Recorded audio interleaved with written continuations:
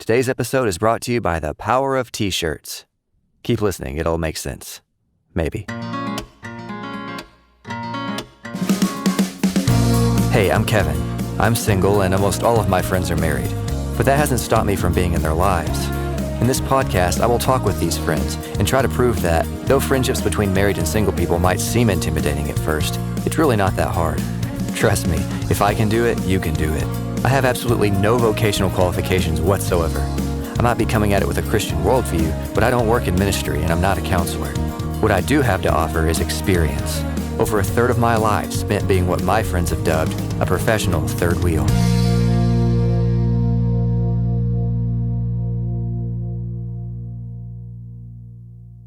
We're here very full of Thai food and probably in need of a nap, but instead we're going to record this podcast. So I'm here with my friends Chase and Paige today. How's it going, guys? Great. Yay. Superbeful. All right. Well, I was kind of want to give people some context about you before we start. How long have you been married? A year and a half and 11 days. Wow. How many hours? Oh, gosh. And how many hours? Well, I guess that would suppose a certain amount of precision in terms of, is it when we said I do? Is it when we signed a legal document later that night? That's true. Is it technically the next day when we turned that document into the It's a philosophical county question. office? When were you actually married? I like dates a lot, so I remember like the day we met and the day Paige moved to Nashville. That's awesome. Well, how did you two meet then? We met at a Wolves of the Gate concert That's right. here in Nashville. And you still love that band. Yeah, Yes. big favorite of mine. And when I looked across the room at a really unpacked crowd at what is already a very small venue, saw this beautiful girl with a Wolves of the Gate t-shirt on that had signatures on it for all 5 of the band members. So I promptly went and introduced myself. Yeah, I'm glad I wore that shirt. The power of t-shirts, man. Y'all know the power of t-shirts. Y'all wear t-shirts a lot that have things on them. It's generally uncool to wear the band's t-shirt to their concert, but I think the tide on that has changed, actually. I'm so out of it. I don't know. I feel like if you're there, people know you like them. It's like you wear it everywhere else, so people know you like them. But I don't know. I mean, maybe you want the band to know how much you like them. I don't know. Right. But that's cool. So y'all met there, but you, as far as I know, y'all didn't really have a lot of interaction between that and then when you left, right? not really. Because the next thing I knew, you were in Korea, and then you were talking online. You're like, yeah, I'd met her before, and we hadn't really talked a lot, but now we're like talking on Zoom or whatever. Yeah, we technically went over a year having not seen each other in person.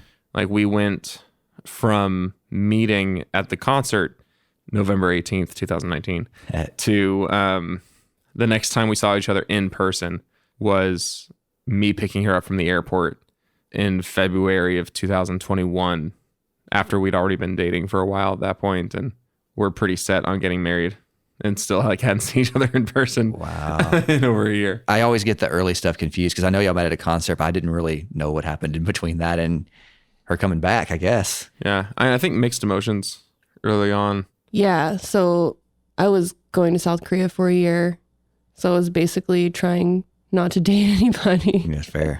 Since I was going to be long distance, and we just kind of Facebooked here and there, messaged, and then there was just one time where it was a long message. I think I was sharing a story idea or something. I think you were telling me about the novel you were working on. Yeah, I was like, it's kind of a long, hard to describe. You're like, well, we could talk in person. Yeah. What a great idea you have that I never thought of. Smooth. Yeah, I found out like months later that she had considered reaching out to me and see if I want to like grab coffee or something on a drive through Nashville before heading out to South Korea. But it was this general attitude of like, what's the point? I get it. Why try building something that would by necessity be put on pause while, you know, she's in Korea for a year working and planning on traveling and seeing other parts of Asia and finding like church and community to be involved with and just staying active all around. So it was basically the pandemic that opened the door for both of us. And closed it in some ways. She didn't get to do a lot of traveling. Yeah, it closed all of our other doors, thus leaving one wide open for us to get to know each other, where suddenly my lifestyle switched from being out late every night to being stuck at home every day. And all of her plans for exploring South Korea and other countries and, being like missionally engaged and stuff, like now she was just forced to be home whenever she wasn't at work. And that just gave us a lot of time. First started out as just like random chit chats here and there. And, that, as she explained, kind of snowballed into longer conversations that just got to a point where it's like, I don't want to just keep typing up long blurbs to each other. Yeah. Let's put our faces on cameras and have real conversations. So nice. I knew Chase a little earlier than, I think I predated Paige a little bit anyway. Oh, by like 3 years. Is it really 3 years? Maybe not 3 years. Wow. It was over 2 years. Yeah, that's a blurry I think period like too. we would have met for the first time 2.5 years before I met That's right. Paige. Yeah. But, we didn't become close friends immediately.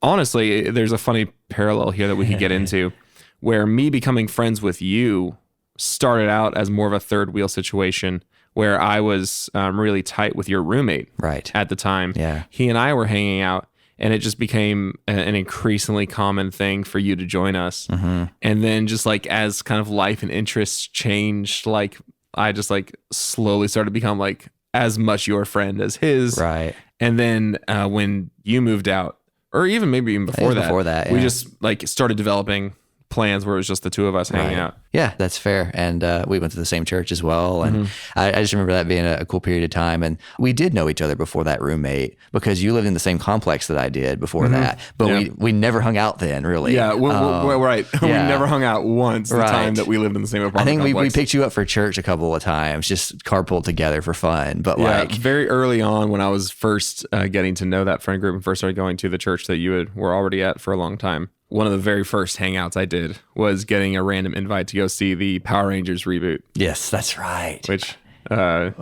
you were there. So I guess that would be the first time we hung out. But yeah. And then you actually lived with another pair of my friends who has been on this podcast for a long time, actually. What was it, 3-4 years that you lived with them? Slightly over 3 years. Okay, yeah. And so like 3 years and 3 months, actually. It was great because even when I didn't see you individually, I would see you just when I was over there. So I'd usually make it a point to like, you were always doing stuff in your room. You're always very quiet and to yourself for the most part, but I would just come back and knock on the door and say, hey, and we talked for a little while when I was there visiting them. Yeah. Especially like when kiddo was going to sleep or things like that. It was a good time to hang out. But that's when I met Paige, was during that time where I would come knock on the door and suddenly Chase would just be on a video call with somebody all the time. And it was the same person every time for a while. And that's kind of where I started actually remembering things a little bit clearer is around that time. Yeah. That was such an interesting thing because y'all were, for a while at the beginning there, kind of both in denial about the fact that you were dating, or like kind of like, we're not really dating, we're just talking, all this, like really tempering yourselves there a bit. And after a while, it's like, they just need to admit it. Like, you don't spend this much time with somebody you're not really that interested in. And I think about the time that was admitted, I really started making more of an effort to like, not just come in and say, hey, and leave, but to like stick around and say, what are y'all talking about? Or whatever. Cause I'm like, she's going to come back at some point, she's going to be around. Yeah. But those roommates that, we're such good friends with and who I moved in with after my brother got married.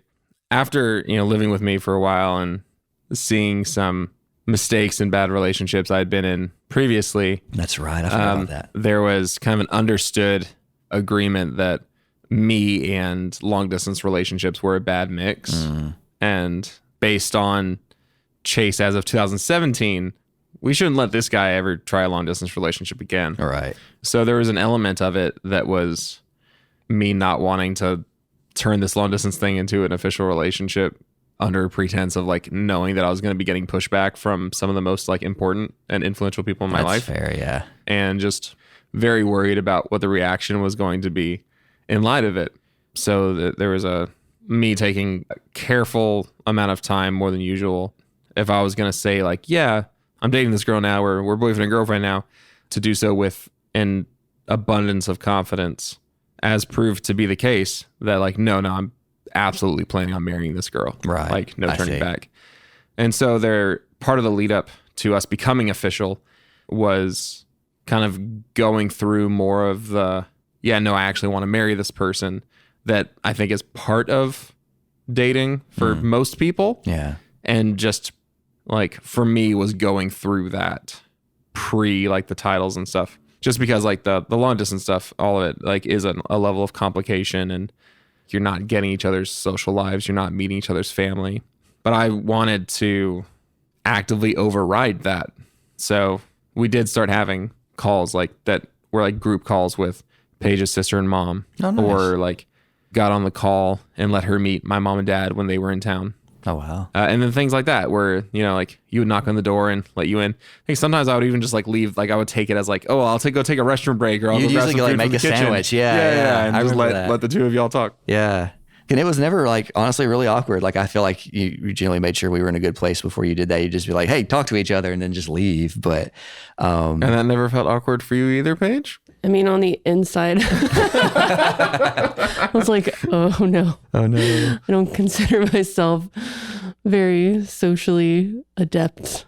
Well, you know, first impressions are hard, and Yeah. like that's an awkward way to meet someone. It is. There's a weird Yeah. like barrier there that's not already there, just having a screen and all that. Yeah. But I specifically remember you were wearing an Avatar: The Last Airbender t-shirt. So I was like, oh, there's a talking point right there. Absolutely. Hey, I like power your shirt. t-shirts. I'm telling you, the power of t-shirts. Yeah. Right? It's so strong. Yeah. The other thing I remember about that period of time, Paige, was that you eventually confessed to me that you had a bad association with the name Kevin Oh, yeah. because you had a student or something. Well, yeah, something about that name. I think I also had a really noisy upstairs neighbor at one point that I just named Kevin. Oh, no. So I never actually knew if it was even a male or a female, but I just named him Kevin. Yeah. Just like the bird and Up. Yeah, Thought it was a male. the It turned out to be mom. a female. Yeah. It's a girl. She told me that. I was like, I got a lot to override here, but yeah. Well, okay. Fast forward to when we actually started hanging out in the flesh to some degree. You had told me at one point that I do want to marry this girl. She's coming back so that I can marry her. That had kind of somewhat been established. And so I was like, What? I know, right? So there was even more like, I just know from, and you know, talked about it plenty on this podcast, but I just knew immediately like, okay, this is a transition point, and me and, you know, Chase already have a regular standing plan and a good relationship, and she's coming back. And I didn't know this at the time, but you didn't really have any friends here at that point, did you? Or not many. No. So that was a huge sacrifice on your part, just kind of coming back. And I mean, y'all had what, one Right. car, still have one car. Yeah, still. Yeah, almost 2 years since Paige moved to Nashville, and we're still rocking a one car Yeah. situation pretty smoothly for the most part. Yeah. Paige nods her head in half-hearted affirmation. Yes. There's a certain extent to which my mom has complained so many times throughout my life of being so upset with my brother for not marrying different girlfriends, just because she like meets them and falls in love with them and already starts treating them as like a daughter-in-law. And then the relationship ends like, you lost a good one. Right. That's hard. Like it's one of those things that like dating puts people in a precarious situation of like the other people in your life becoming emotionally attached to someone that could be ripped from your life suddenly, you know, at the end of a relationship. So the closer Paige and I are getting to committing and being married, the more important it is for the people in my life to get to know her, hopefully want to get to know her. But at the same time, the like safer it becomes for them. Yeah, it's true. That they're not just meeting a girlfriend who might be around for a few more weeks, a few more months.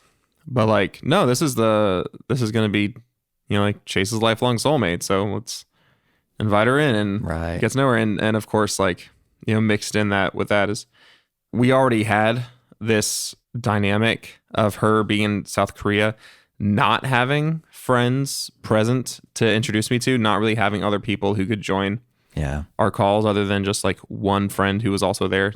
Then coming here, they're just like weighing everything and all the possibilities of like where to live and stuff. And it just made the most sense for her to come join me here in Nashville. Right. You know, it's only a few hours away from where she had been living in Knoxville, and technically puts her closer to her family in Arkansas than she was in Knoxville. So like enough of the factors made sense for her to move here, but it still placed her in a community of not really having anyone but me. So, you know, I saw that coming and was trying to get the head start on her getting to talk to my brother and my roommates, you. Right. And so finding ways to rope her in more intimately was a pretty high priority thing. Absolutely. I think that's something you did really well we had kind of established plans watching anime together, once a week, something like that. But like, I don't remember ever having a conversation with you about whether or not Paige would be brought into that. It was just assumed, like on both of our ends. Like, and I would have wanted it that way, but like there was never any like, hey, she's coming, like I need to focus on her. We might need to like reassess what we're doing. It was just like, what do we start next? Paige will be joining us. And I appreciated that because that's what I would have wanted anyway. But sometimes it's kind of weird to even ask about that. Because if you had been like, yeah, I need to put some time into focusing on her, I'd be like, well, he's going to marry her. So yeah, I'm not going to say anything against that. But just the fact that you're like, no, I want her to meet people and we already have these things in common and she has those things in common. Why wouldn't we do this? That made it really easy for me because that's the strategy I would have done anyway. But like it could have been harder than it was to do it. We were all on the same page without really at the same page, without ever having to talk about it though, which is cool. You never heard that one before. I know, right? Never. I apologize. But I still remember when we first started hanging out here and watching stuff together that like it was a little awkward for a while because I don't know, you're a quieter person and a little more calculating and like you kind of take your time getting to know people and I tend to mirror people. So I was also just very quiet. And so, Chase would like go to the bathroom or something. We would just sit there kind of in silence and like attempt to make small talk. And it was just, it wasn't bad. It was just, new people getting to know each other in the I didn't know that. actual same room. Yeah. But I remember there became a point, and it didn't take very long, but there became a point where like it was just super natural. And like we would just talk about things when Chase was in the bathroom. And sometimes like I'd show you a video or something that I knew Chase wasn't that interested in that you might think was funny or something. Or spoilers for the show that, like y'all had already seen. Oh yeah, that's true. A lot of Attack on Titan talk when you're out of the room. Which I do want to bring up Attack on Titan specifically. Yes. Because like strategically, I think this is one of the smartest things I could have done. Mm-hmm. I'm not even sure if it was my idea. I can't remember per se. Yeah, go for it. It might have been either of y'all's ideas. Yeah. But just in terms of how it played out and for the sake of sharing this on a podcast where people might be looking for this kind of idea, in terms of roping Paige into the community, like rather than inviting her to come in on an interest that you and I shared, Kevin, it was putting myself in the position to be the outsider on something that the two of you had in common. Right. And so the thing that y'all had in common in this situation was this show called Attack on Titan. Right. That I literally knew nothing about, that y'all chatted about on like, times where you came to the room and got on like the Zoom calls. It was one of those things that like I knew I was an outsider on it and probably never would have cared or watched it in any other scenario besides someone that I care about a lot and I'm going to be spending a lot of time with also, likes this and wants me to watch it. Right. There was even, I remember a huge kind of fear on Paige's part that I wouldn't like it, that we would get like a few episodes in and I would be like, this is not for me. Yeah. But both of you loved it. And so there was this thing of like not only you sharing a love for this piece of art, but both of you being excited for me to watch it and experience it for the first time and kind of get this vicarious experience of someone seeing it for the first time.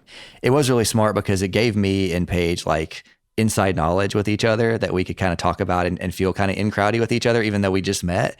But also I did know you would like it. I'd watched enough stuff with you at this point. Like she had a little more on her shoulders about wanting you to like it than I did because a little more in at stake, I guess. But I figured you would like it. And so it was really cool because I'm like, this is something that like at the end of this experience, we will all be the in crowd. But for now, me and Paige can like leverage that to like get closer while Chase is, kind of experiencing it. We can watch him and make fun of him as he doesn't know some things and knows some things and makes good guesses and bad guesses and come out spoilers.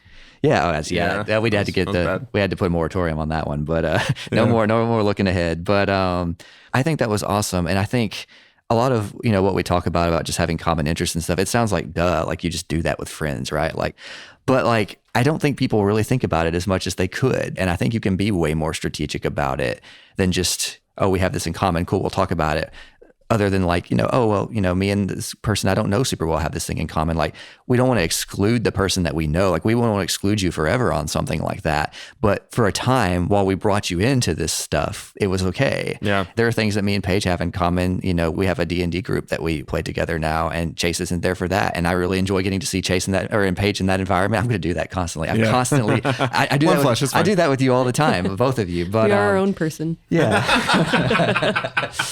But no, I really enjoy hanging out with Paige in that environment, and that's something completely separate from Chase. Whereas me and Chase have had, different things that we do and talk about that have been separate from Paige, and it's a really cool thing to see. But I think it's better because I hang out with the two of you all the time. Like I feel closer to you at D&D because we hang out, the three of us. I think that it makes a really big difference. But yeah, obviously, if you can find interest that all three of you share, that's the best, especially when you're together because nobody's left out. Everybody's really enjoying it. I think one of the best things about our friendship is there's an abundance of those things rather than just like a couple of things we can really link up on. I have several friends where when we watch shows, it's really hard to find a show that all three of us genuinely want to watch. But with us, it's never really been an issue. Like we've just tried things together just to see if we'd like them because we think we might, And let's just try this for the next 9 months. Yes. And you know what? It was great. We have a lot of things, and I think it makes it really easy for us. And I think it made a lot of that transition for us really easy. And maybe I'm, hammering this point too far into the ground, but I do think it's important that like, for me, it's like, I'm the one with like the high stakes, like scenario. Like I'm the one who wants my good friend and my hopeful wife to become friends as well. Right. So as the person who's like kind of experiencing the stakes there, I think it's important for me to become the potentially excluded one rather than saying like, Paige, I don't care if you like disc golf. You're going to come play disc golf with me and my friend who like disc golf. Right. Which is a weird example because Paige likes disc golf more than I do. But like to instead be like, I don't know if I like this thing, but I found out that Paige and my friend like this thing. So I'm going to bring them together for this thing that I might not like or don't know if I like yet, but make myself the outsider. From my vantage point, I don't actually care if I like this common interest. What I care about is these two people becoming friends. And by loving this woman, loving this friend, will most likely become interested in their common interest, or at least tolerable of it, like tolerant of it.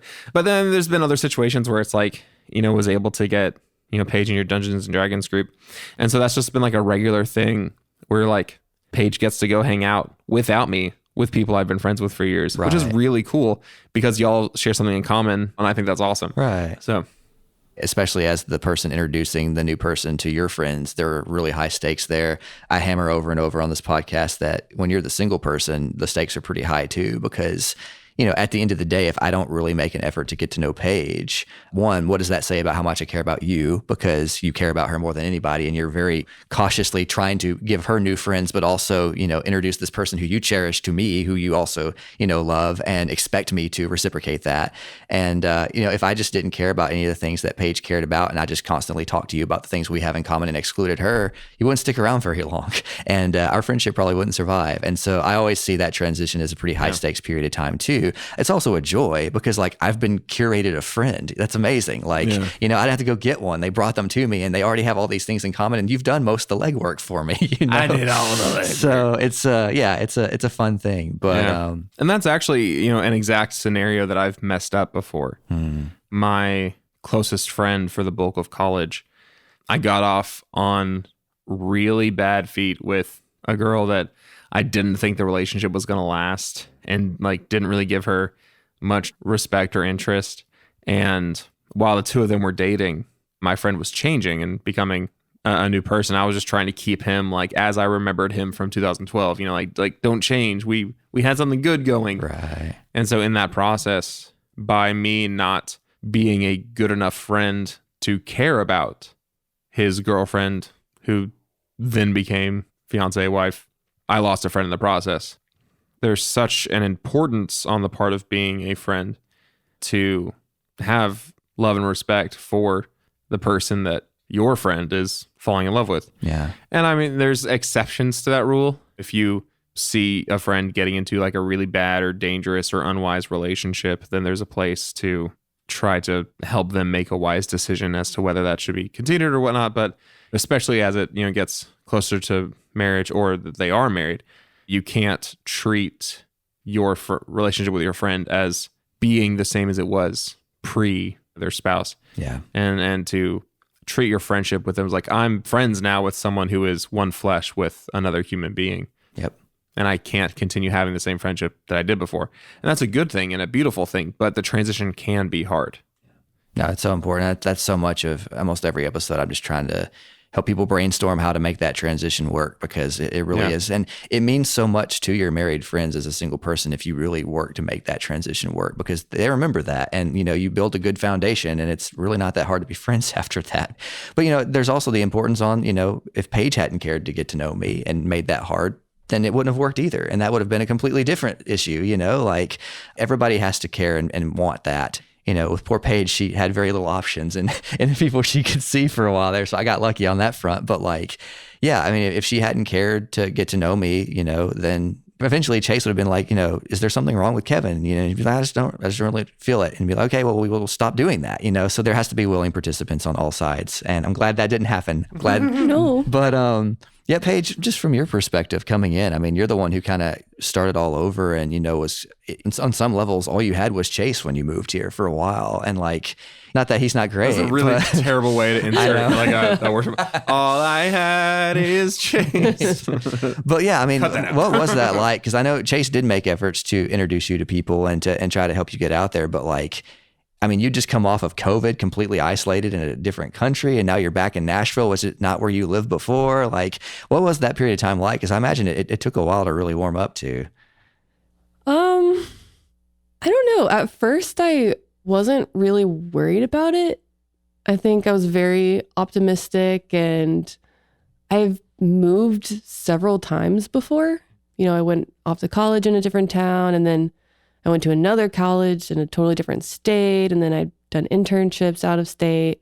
So I was pretty hopeful that I would make new friends and build a new community. And obviously I really missed my friends back in Knoxville. And I think more and more it settled in as I was in Nashville, just missing my friends, missing even Knoxville because Nashville's so big. I think that's something that has taken a lot of kind of getting used to, is friends being so far away. But I think I was pretty optimistic, actually. I wasn't really worried about it, but that's generally been my attitude.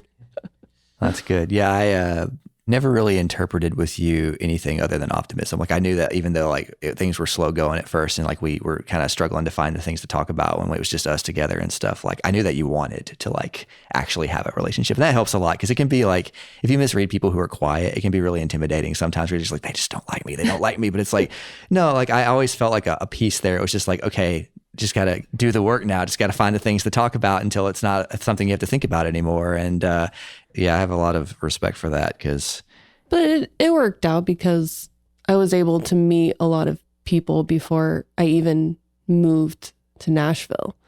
So it didn't even feel like I was moving to a place where I didn't know anybody. Yeah. So that is nice. And again, a lot of our friends have a lot of other friends. And so it's cool because if you just make a few friends, they tend to introduce you to other friends as well. And you can kind of expand from there.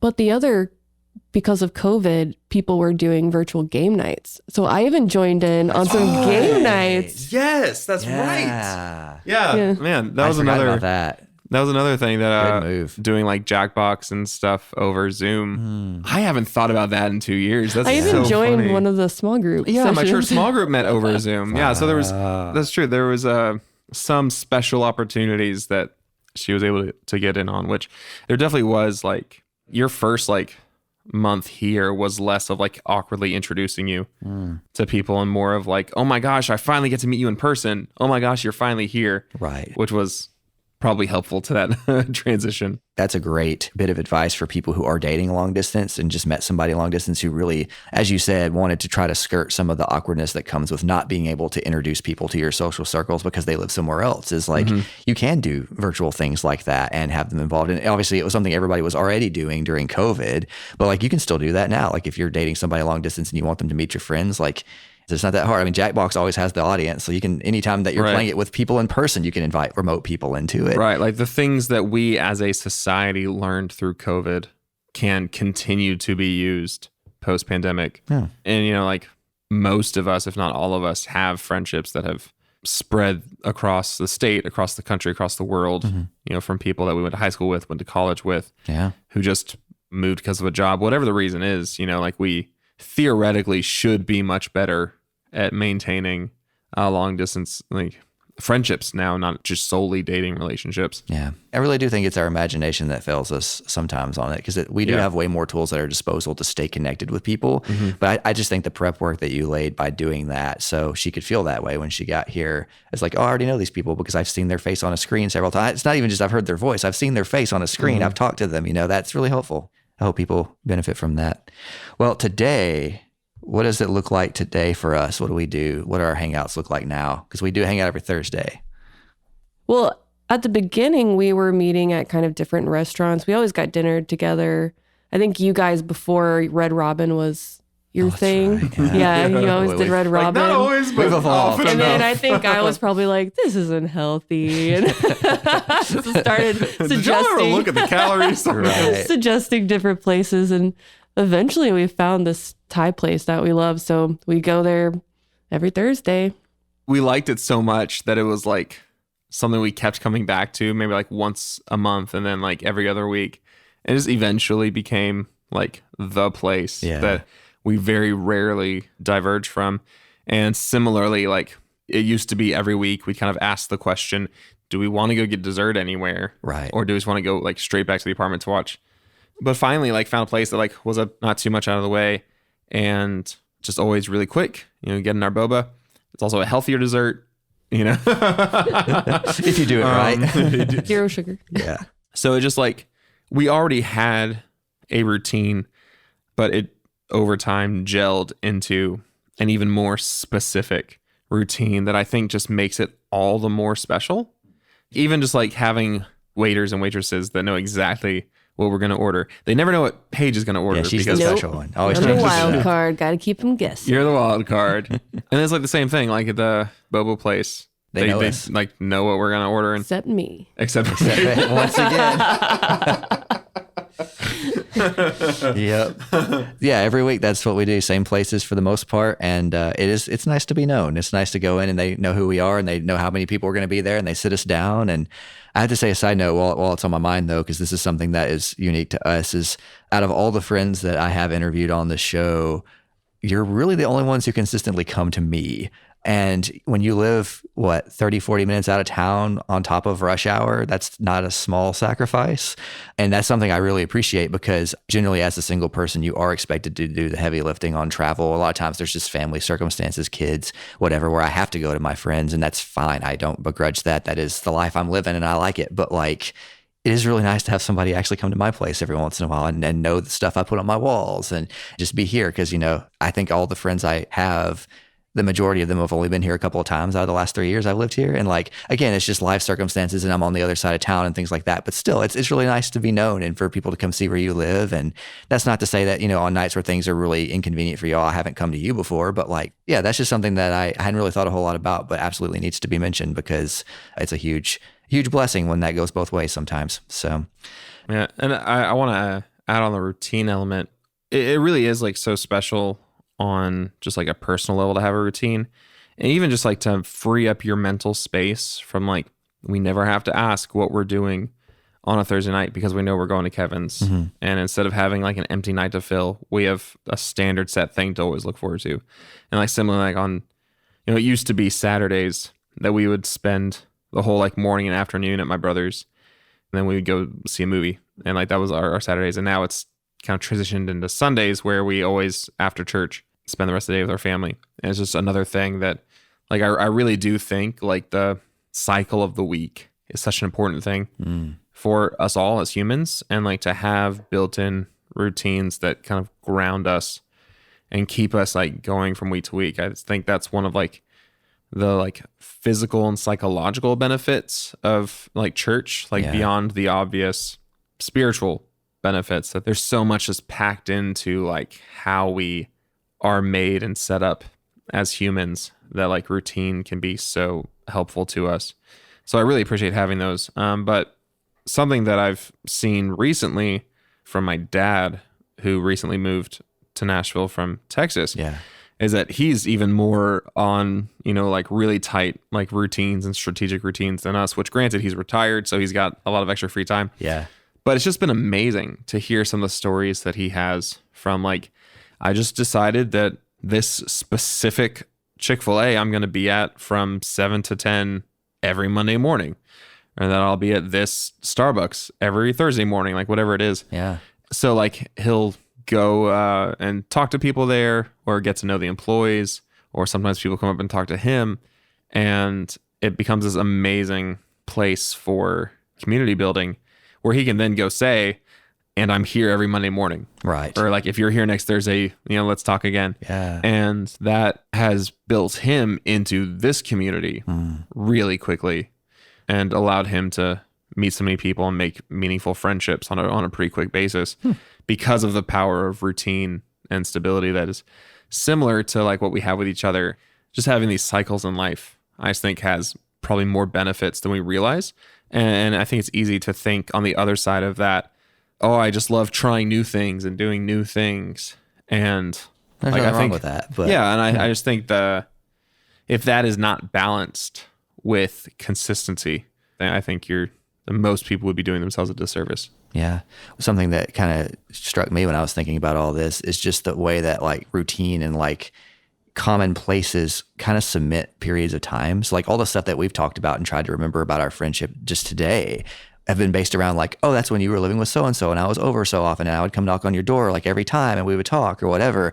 And like, I feel like, when we're talking about our friendship, 5 years from now, if things have changed and things don't look like this anymore, we'll be like, oh yeah, that was back in the day when we used to go to that Thai restaurant and they would do bubble tea afterwards and da-da-da. And like, it really does like, yeah, it sets it in a period. I mean, hopefully we'll be doing something completely, either the same or still fun together, but like we might've changed to, slightly alter things at that point. And this kind of just helps you remember things, and it cements your place in my life, to me, at least in my head, for a long term, which is really cool.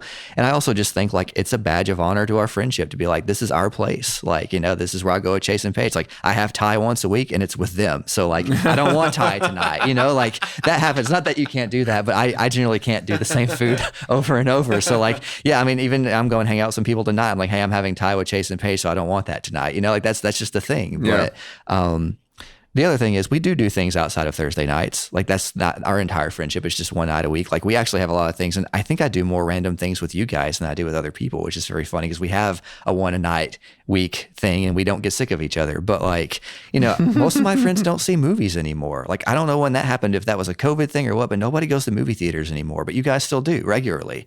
Yeah. And so generally if we hear about a movie that we all agree we want to watch, then we'll try to make it a point. Like y'all go anyway, but like, you'll make it a point to make it to where I can go and we'll go together. And yeah, it's not that we just do one single thing. We still have spontaneity and other things that we do. We don't just have like 3 interests and that's what we jam on. We have a lot of interests. The other thing that I think is really unique about you guys that I don't know if a lot of people have this in their life, maybe they do, but as Nashvillians, surprise, we're musicians as well, all 3 of us. And yeah, we all write music. We're always working on new stuff and we participate in each other's hobbies. Like, there's been times where I need some backup singers and I'm like, well, Chase and Paige will be there in a heartbeat and they will enjoy doing it. And so I'll ask y'all to come do some stuff for me. And, I've done some recording for you guys and you asked me about production stuff, and Chase brings some of his unfinished music, or, Paige brings some of her unfinished music and we listen to it in the car on the way to the Thai place. And we've shown each other a lot of demos. I've gotten you involved with like getting feedback on my songs before recording them. Yeah. You've recorded acoustic demo for Paige. You collaborated with me on recording the intro and outro music for a podcast that I right. do. Yeah. I wasn't even sure if you'd remember that one. I do. Mm-hmm. That's just really cool. But the other thing we were talking about at lunch is like, when you have friends who are artsy people and they're always creating things, I feel like there's a weird barrier where you just don't go listen to your friend's music. Yeah. There's some reason behind it.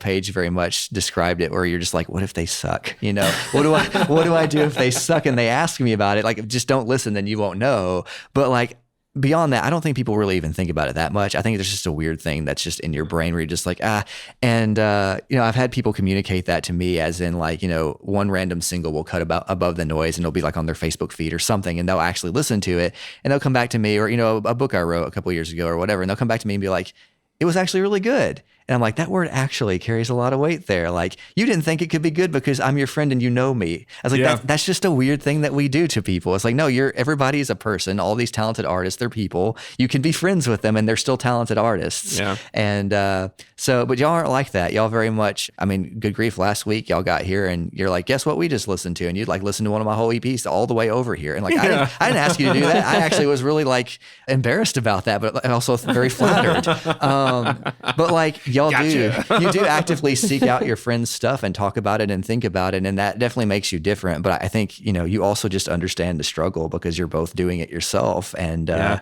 yeah, that's something I really value about us. I don't think a lot of people have that. Yeah. Well, it was something that I had to unlearn.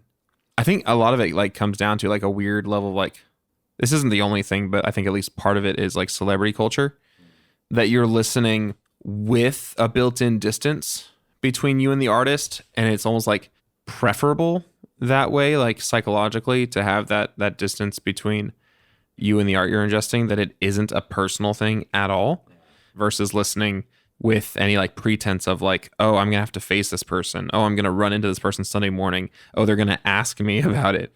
Which, yeah, it can be socially uncomfortable. I think it trains us to be honest, if nothing else. But there's a joy that I've discovered to merging the art and the personal that comes when you're giving your friends the benefit of the doubt that their art is interesting and meaningful and that they put their heart into it. It's like if you go back to the hundreds and hundreds, the thousands of years where art was not generally something static and reproducible. Art was generally something experienced in the midst of people that or can see face to face, are in some sort of proximity with, community with. And I think that is something that has gotten really lost. Like art is a really beautiful way to connect with someone that like you are not taking advantage of if you are ignoring the art of the people in your life. I am quite largely making my music for my friends. Like there's an extent to which like the songs that I write are being inspired by the people in my life. Right. So I don't want them to miss out on hopefully positive fruit of something that I've put all this, time and commitment and labor into. But that also takes a certain amount of honor and respect on the artist's part to not treat their friends as potential fans, to not expect their friends and family to pay for a ticket every single time they play a concert in town, to be willing to give away like t-shirts and CDs to your friends for free instead of like trying to like milk them for money. So it's a give and take that can be kind of a social tightrope.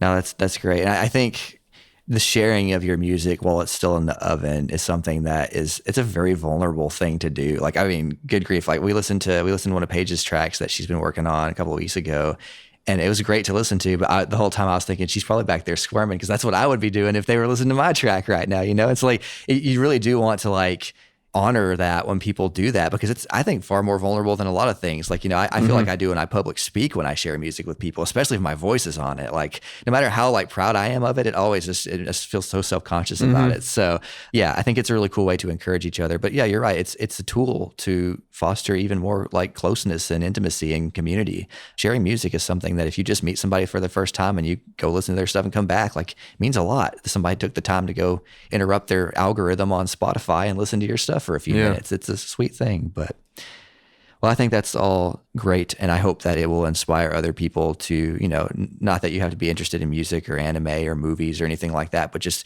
think about the things in your own life with your own friends that you share interest in, and maybe, I don't know, try to find ways to leverage that to be closer to them, or when they bring new people into your life, to leverage that to get to know them more. I do, at the end of every episode, try to give a couple a chance to share anything, because as a single person, I pay attention to you guys a lot through your dating and your marriage. And, I want to be married. I pay attention to this because I want to do things smarter than I might if I didn't have a lot of married friends and get to watch how they did it. And as such, I'm always kind of looking at the things y'all do really well and trying to take note of that. And so at the end of every episode, I try to give you guys a chance just to share things that you feel, very proud of in your own marriage. Not a brag, but just something that you're like, this works really well with us. I'm really happy that this is something we do well. Or something that you did not do so well, that you fought really hard to get to where you are now, that, you can kind of be proud of that. I mean, obviously we get each other's sense of humor and laugh a lot and have a lot of the same interests and enjoy similar things. But I would also say something really important that Chase does really well is just accepting me as a person, not expecting me to be some ideal wife. He knows that I have flaws.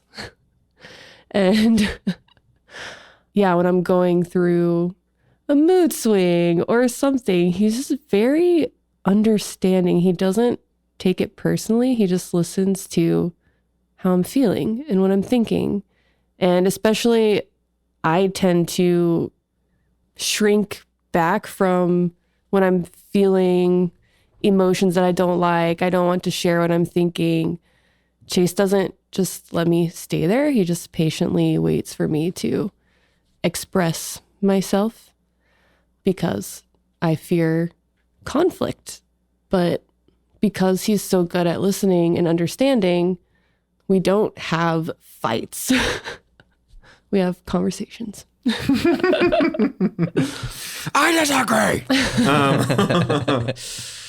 I think some of that was overstated, but thank you. It's very sweet. I do think it's worth bringing up one of the things that just kind of tangentially came up across the episode that I just feel a perpetual need to thank you for, which is just your willingness to take this massive leap in coming to a new city and a new community, and the amount of like sacrifices that have been built into that, you know, in terms of like finding a new job and getting used to a new church and getting used to a new city. But one of those little sacrifices you made was our decision to just be a one-car family, you know, for the time being, which like even throughout our dating and engagement, we just had the one car. And so, you know, it was like carpooling to work, or like me letting you take the car for the day, or us kind of like always making plans together, you know, for like things like, you know, hanging out with Kevin. If one of us does need to go out by ourselves, the other person's just stuck at home, and that's okay.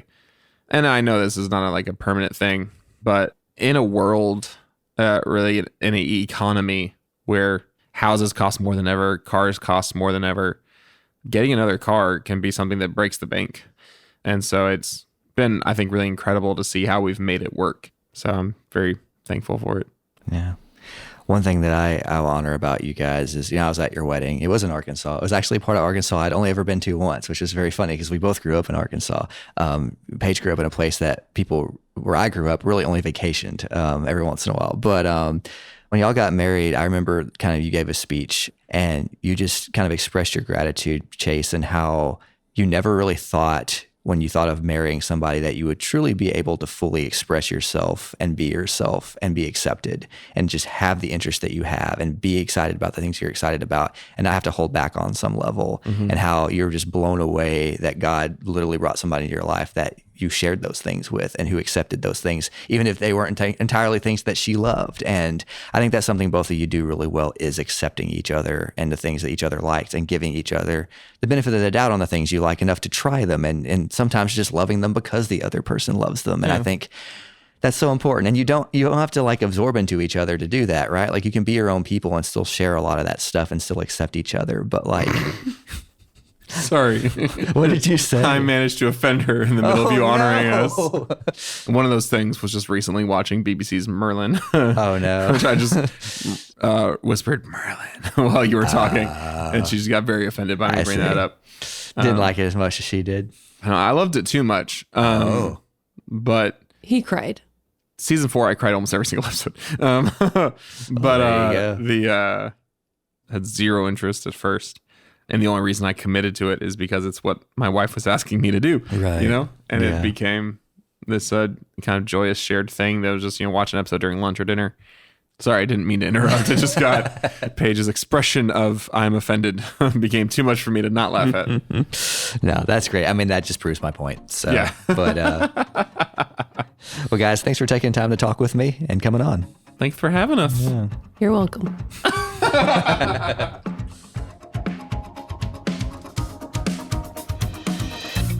Next time on the podcast, You find out how much time you actually have when you get married. I talk with my friends Andrew and Maria about being newlyweds during the COVID-19 pandemic. Let the thing blow over, and then we'll all just go back to work and be happy, and obviously that didn't end up happening.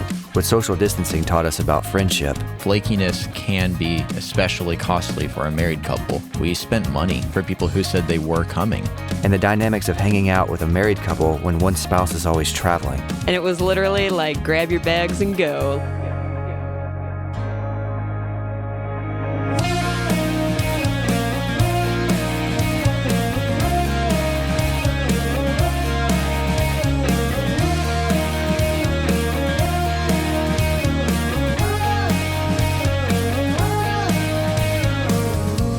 This podcast is made by humans. We get things wrong. We have blind spots. So we want to hear from you. What are your experiences? Is there something we missed that you'd like to hear about?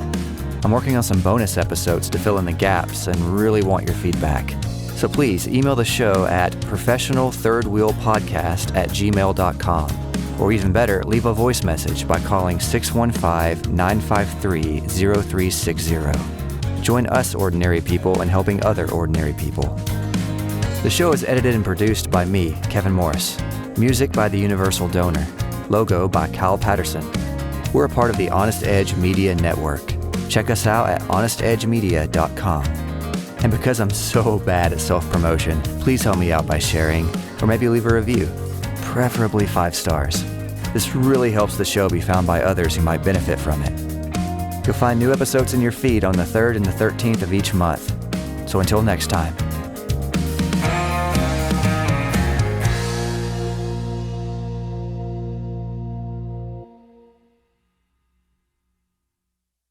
Since we talked a lot in this episode about sharing the projects we're working on, I wanted to leave you with some places where you can find out what Chase is doing these days. His artist name is Chase Tremaine, and you can find him pretty much anywhere you find music. Maybe check him out on Bandcamp, though. That's his favorite. Chase is also a host of the Jesus Freak Hideout podcast, where he takes a deep dive into other artists' music. And I guess if you wanted to check out my music too, that's cool, if you want. You've actually already heard some of it. You'll find me under the Universal Donor wherever you listen. And I won't leave you hanging. There will be links to all of this in the show notes. All right.